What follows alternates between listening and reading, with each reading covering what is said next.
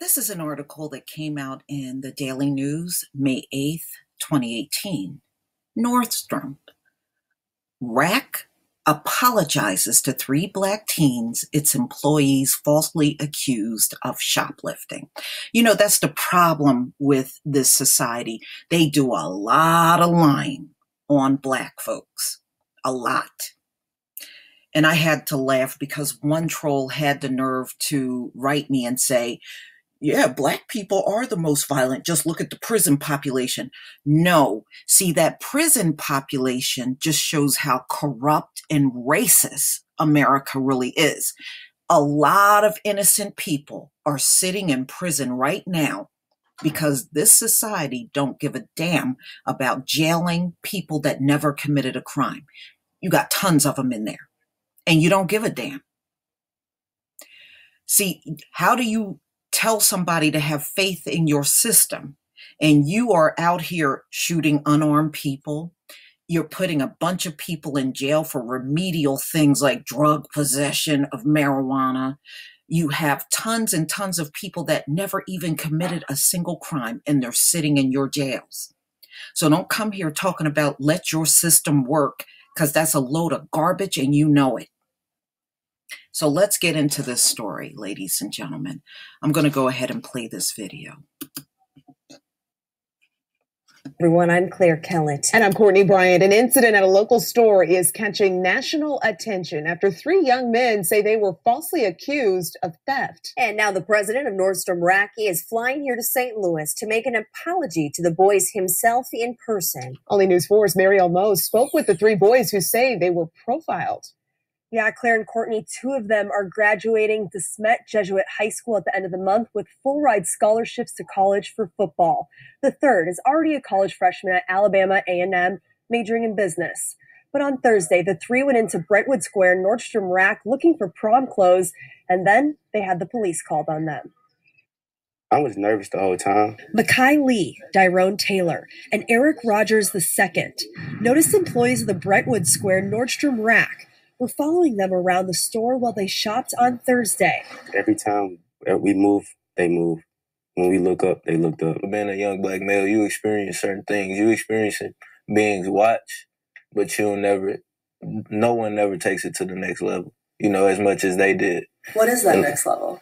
Calling the police. When the 3 left the store, Brentwood police surrounded them in the parking lot, saying the store accused them of theft. After an investigation on the spot, police let the 3 go with no charges. The police was actually good. They understood where we was coming from, and they showed us that they were just doing their job. In addition to the theft accusations, the boys said a customer in the store called them punks and allegedly said, "Are your parents proud of you for what you do?" I knew it was coming, but at the same time, I felt somewhat embarrassed, agitated. I had mixed emotions with the whole situation because I knew that we didn't deserve it. While the boys were in the store, they did purchase something. They said they did it to prove a point. We made the purchase to show them, like, we're equal. We don't have to steal anything. The St. Louis NAACP says they are getting involved and want to work with Nordstrom Rack and how they handle this with their employees. The discussion has to have some substance. It needs to be strategic, and it needs to be has the ability to have some measurable outcomes. And this evening, Nordstrom confirmed to me the president of Nordstrom Rack is in town to review training practices and policies with all employees. The company says its employee was trying to address a verbal altercation in the store. But in a statement, it says, "We did not handle this situation well, and we apologize to these young men and their families.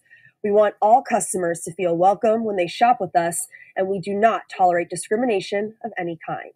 In the newsroom tonight, Marielle Mose, News 4.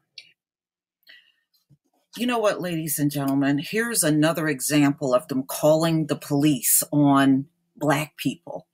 We're going to have to learn how to stay out of these stores. Nordstrom is not a must-have. There is nothing in that store that you can't find somewhere else. I don't tolerate being followed in the store. I have been followed before, and you know what? I will leave out of that store. I don't care if I got to leave the cart in the middle of the store and it's filled to the top. They'll just have to work to put that shit back on the shelf. But I refuse to hand my money to anybody that's watching me, but everybody else can go in there and shop freely. You can kiss my ass with that. You can kiss my ass. I don't think they should have bought anything to prove a point. You don't have to hand people that don't treat you right your money. I think that's a big mistake a lot of our people make. I've heard a lot of Black people say that I'm going to show them I can afford it. That's stupid. That's stupid. If they're not treating you well, you don't have to prove nothing. You take your money and you go elsewhere. And that's what we have to learn how to do. Don't give your money to people that call the cops on you. Are you out of your mind? But once again, we're seeing this pattern of calling the cops on Black folks, and they ended up having to apologize because nothing was stolen. And don't you also see a pattern when they call the cops again? They did not end up getting handcuffed, but something is wrong in this country where Black people are being ridiculed on the spot. And who the hell in that store called them punks? That person needs to be stomped out.